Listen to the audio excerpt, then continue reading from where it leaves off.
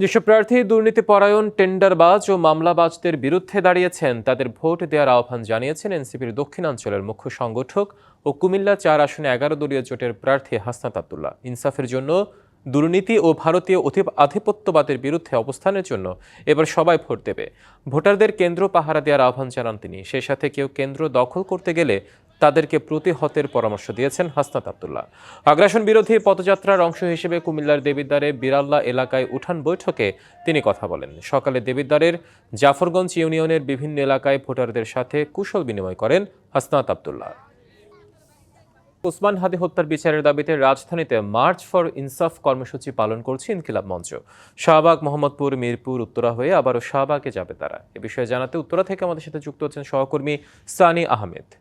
গত 12 ডিসেম্বর যে গুলিবিদ্ধ হওয়ার পরে বিভিন্ন রাজপথে বিভিন্ন স্লোগানে মিছিলে তার বিচারের দাবিতে আজও তারা পদযাত্রা করছে। মার্চ ফর ইনসাফ এই র্যালি প্রদান করা হচ্ছে এবং আপনারা হয়তো দেখতে পাচ্ছেন এই মুহূর্তে আমরা তার পদযাত্রার গাড়ির সাথে রয়েছি।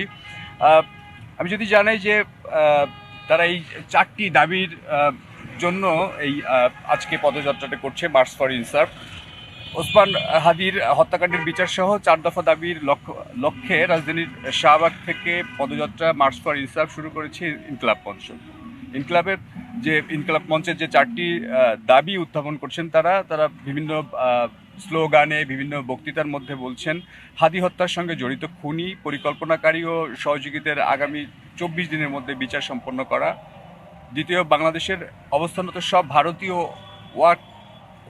ওয়ার্ক পারমিট বাতিল করা সহ ভারতে আশ্রয় নেয়া খুনিদের ফেরত না দিলে আন্তর্জাতিক আদালতে মামলা করা সহ শেষ যে দাবিটা তারা জানাচ্ছেন গোয়েন্দা সংস্থায় লুকিয়ে থাকা ফ্যাসিস্ট সহযোগীদের চিহ্নিত করে গ্রেপ্তার ও বিচারের আওতায় আনা এবং রাজধানীর বিভিন্ন গুরুত্বপূর্ণ সড়ক প্রদক্ষিণ করছেন এবং গুরুত্বপূর্ণ মোড়গুলোতে তারা কিছু ধীরগতি করে এবং কিছু তারা জনতার উদ্দেশ্যে কিছু ভাষণ দিচ্ছে। সেই ভাষণের মধ্যে বিভিন্ন ইনসাফের কথা তারা বলছেন ওসমান হাদি হত্যার যে খুনি তাদেরকে প্রধান আসামিদেরকে এখনো শনাক্ত করা যায়নি। সেই শনাক্ত করলে পরেও তারা এখনো তারা ধরাছোঁয়ার বাইরে রয়েছে। সেই সব কথাগুলো। ত্রয়োদশ সংসদ নির্বাচন ও গণভোটে পোস্টাল ব্যালটে ভোট দিতে দেশ ও দেশের বাইরে থেকে অ্যাপে নিবন্ধন করেছেন 15,33,682 জন। এর মধ্যে দেশের ভেতর থেকে নিবন্ধন করেছেন 7,61,140 জন। গতরাত 12টায় নিবন্ধনের সময়সীমা শেষ হয়। নির্বাচন কমিশন জানায়, নিবন্ধন করাদের মধ্যে সরকারি চাকরিজীবী 5,75,200 জন, নির্বাচনী দায়িত্বপ্রাপ্ত 1,69,642 জন, আনসার ভিটিপির 10,010 জন। আর কারাগার থেকে ভোট দিতে নিবন্ধন করেছেন 6,283 জন। আর প্রবাসীদের মধ্যে সৌদি আরব থেকে সবচেয়ে বেশি নিবন্ধন করেছেন, যার সংখ্যা 2,39,186 জন। 123টি দেশে থাকা প্রবাসীরা পোস্টাল ব্যালটে ভোট দিতে নিবন্ধন করেন। ঢাকা 17 আসনের নেতাকর্মীদের সাথে নির্বাচনী গুলশানে বিএনপির চেয়ারপারসনের কার্যালয়ে বৈঠক করেছেন দলের ভারপ্রাপ্ত চেয়ারম্যান তারেক রহমান। বেলা 11টায় বৈঠকটি শুরু হয়ে শেষ হয় দুপুর 1টায়। আসনে 4টি থানার মধ্যে আজ বৈঠকে বসেছিলেন বনানীর নেতাকর্মীদের সাথে।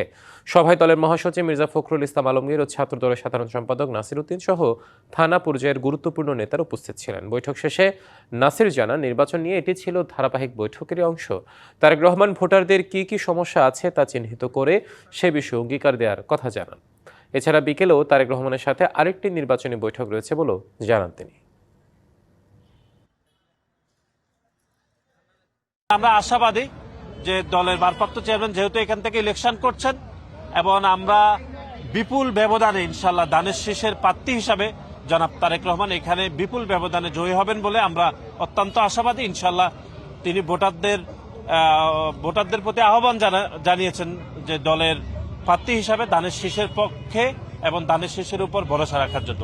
সামুদ্রিক মৎস্য সম্পদ ইকোসিস্টেমের উপর পরিচালিত জরিপ এবং গবেষণা প্রতিবেদন প্রধান উপদেষ্টার কাছে জমা দেওয়া হয়েছে। গবেষণার জন্য বিশেষায়িত একটি জাহাজের মাধ্যমে এই গবেষণা চালানো হয়। সকালে রাষ্ট্রীয় অতিথি ভবন যমুনায় এই সংক্রান্ত একটি সভা হয়। গত বছরের 21শে আগস্ট থেকে 21শে সেপ্টেম্বর পর্যন্ত এই জরিপ চালানো হয়। 8 দেশের 25 জন বিজ্ঞানী এই জরিপ পরিচালনা করেন, যার মধ্যে 13 জন বাংলাদেশের। অধ্যাপক সাইদুর রহমান গবেষণা সংক্রান্ত তথ্যপাত্র তুলে ধরেন। তিনি জানান, নতুন ৬৫ প্রজাতির জলজ প্রাণীর অস্তিত্ব এই গবেষণায় পাওয়া গেছে। এছাড়া ২০০০ মিটার গভীরতায়ও প্লাস্টিক পাওয়া গেছে, যা গভীর উদ্বেগের বলে জানান তিনি। ত্রয়োদশ জাতীয় সংসদ নির্বাচনে বাতিল হওয়া মনোনয়নপত্রের বৈধতা ফিরে পেতে আপিল করার দ্বিতীয় দিন আজ সকাল থেকেই অনেকেই রাজধানীর আগারগাঁওয়ে নির্বাচন কমিশনে আসছেন আপিলের আবেদন জমা দিতে। সোমবার প্রথম দিন ৪২টি আপিল জমা পড়ে এবং আজও একে একে আপিল জমা দিচ্ছেন প্রার্থীরা। তীব্র শীতের কারণে সকালে খুব একটা ভিড় ছিল না প্রার্থীদের। বেলা বাড়ার সাথে সাথে অনেকেই আপিল আবেদন করতে আসছেন। আপিল জমা দেওয়ার শেষ সময় ৯ জানুয়ারি বিকেল ৫টা পর্যন্ত। ১০ থেকে ১৮ জানুয়ারি পর্যন্ত চলবে আপিল নিষ্পত্তির কাজ। দর্শক, রাজধানীর আগারগাঁওয়ে নির্বাচন কমিশন আছেন সহকর্মী হুমায়রা ফারুকী, তিনি আমাদের সাথে সরাসরি যুক্ত হচ্ছেন। হুমায়রা, সকাল থেকে এখন পর্যন্ত ঠিক কতজন আপিল করলো সেখানে, আর সব দিক কেমন দেখছেন সেখানকার, জানাবেন আমাদের। ত্রয়োদশ জাতীয় সংসদ নির্বাচনের তফসিল অনুযায়ী গতকাল থেকে শুরু হয়েছে আপিল জমা দেবার, আপিল দাখিল করার সময়। তো গতকাল সারাদিনে জমা পড়েছিল ৪২টি এবং আজ এখন পর্যন্ত জমা পড়েছে প্রায় ৫৮টির মতো আপিল। এবং প্রার্থীরা এখানে সকাল থেকে আসছেন। তবে সকালে প্রথম দিকে শীতের তীব্রতার কারণে প্রার্থীরা খুব কম এসেছেন। তবে বেলা বাড়ার সাথে সাথে প্রার্থীদের আনাগোনা এখানে বাড়ছে এবং তারা প্রত্যেকেই এখানে এসেছেন তাদের মনোনয়নপত্রের বৈধতা ফিরে পেতে। এবং আরেকটি বিষয় আপনাকে আমি জানিয়ে রাখি, সেটি হচ্ছে যে ৩টায় প্রধান নির্বাচন কমিশনার এএমএম নাসিরউদ্দিনের সাথে জাতীয় নাগরিক দলের মুখপাত্র আসিফ মাহমুদ সজীব ভুইয়া এখানে আসবেন এবং তিনি তার প্রতিনিধিত্বে একটি দল প্রধান নির্বাচন কমিশনারের সাথে বৈঠক করবেন। কিন্তু তারা কি বিষয়ে নির্বাচন কমিশনারের সাথে কথা বলবেন সেটি আমরা এখনো জানতে পারিনি।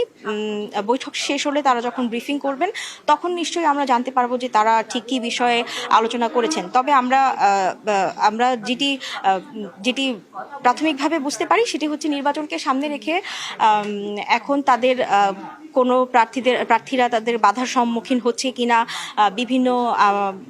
বিভিন্ন আসনে তাদের প্রার্থীদের যেই আপিলগুলো তারা করতে আসছেন সেখানে তারা কি আইনশৃঙ্খলা পরিস্থিতির কোনো অবনতির কোনো দিক তারা তুলে ধরবেন কিনা, তারা অন্য কোনো সমস্যার কথা এখানে বলবেন কিনা, বা তাদের কোনো অভিযোগ আছে কিনা, বা প্রধান নির্বাচন কমিশনারের কাছে তারা কোনো নির্বাচনকে সামনে রেখে পরবর্তীতে আপনার কাছ থেকে আমরা সে বিষয়টা জানতে পারবো। আমরা সে যুক্ত হওয়ার জন্য ধন্যবাদ। প্রতিষ্ঠার ২ দশক পর ভোট হচ্ছে জগন্নাথ বিশ্ববিদ্যালয় ক্যাম্পাসে। এটা কেন্দ্রীয় ছাত্র সংসদ জকসুর প্রথম নির্বাচন। তবে নির্বাচনে ছাত্রদল প্যানেলের প্রার্থী এবং ছাত্র শিবির প্যানেলের প্রার্থী পরস্পরের বিরুদ্ধে অভিযোগ তুলেছেন। আর শিক্ষকদের অভিযোগ, ছাত্র দলের কাছে যে ভোটার লিস্ট রয়েছে সেটি থাকার কথা নির্বাচন কমিশনের কাছে। বিশ্ববিদ্যালয় হিসেবে যাত্রার ২ দশক পর এটি প্রথম নির্বাচন। উৎসবমুখর পরিবেশ বিরাজ করছে ক্যাম্পাসে। সকাল ৯টা থেকে ভোট গ্রহণ শুরু হয়, চলে বেলা ৩টা পর্যন্ত। ৫টি ভবনে মোট ৩৯টি কেন্দ্রে বসানো হয়েছে ১৭৮টি বুথ। জকসু নির্বাচনে ২১টি পদের জন্য 4টি প্যানেল এবং স্বতন্ত্র প্রার্থী মিলিয়ে প্রতিদ্বন্দ্বিতা করছেন ১৫৭ জন। এর মধ্যে ১৭ জন নারী প্রার্থী। সর্বশেষ ১৯৮৭ সালে জগন্নাথ কলেজ থাকাকালে ছাত্র সংসদ নির্বাচন হয়েছিল। ভোট গ্রহণ ঘিরে যে কোনো বিশৃঙ্খলা এড়াতে ক্যাম্পাসে সতর্ক অবস্থায় রয়েছে আইনশৃঙ্খলা বাহিনী। আজকে অনেক সুষ্ঠুভাবে আমার মনে হচ্ছে যে নির্বাচন সংগঠিত হচ্ছে। আমি মাত্র ভোট দিয়ে বের হলাম। আমাদের আবাসন সংকট তো আছেই, পাশাপাশি এই যে অনেক দূর দূরান্ত থেকে আমাদের যে আসা ও যাতায়াতেই আমাদের অনেক টাইম চলে যায়। যারাই হচ্ছে এই যোগ্য নির্বাচনের মাধ্যমে আমাদের যোগ্য প্রার্থী নির্বাচিত হবেন তার হচ্ছে আমাদের, যেহেতু আমাদের হল নেই, তাহলে আমাদের পরিবহন দিকটা হচ্ছে দেখতে হবে, পরিবহনে বাস বাড়াতে হবে, রুট সংখ্যা বাড়াতে হবে। তো আমরা এমন প্রার্থী চাই যারা আসলে এই সমস্যাগুলো দেখবে এবং আমরা সেই প্রার্থীদেরকেই আসলে নির্বাচিত হতে দেখতে চাই। সংবাদ ছিল এখনকার মতো। ডিবিসি নিউজের সংবাদগুলো পড়তে ভিজিট করুন dbcnews.tv আর ভিজিট করুন ডিবিসি নিউজের ফেসবুক পেজ এবং ইউটিউব চ্যানেল। সঙ্গে থাকুন।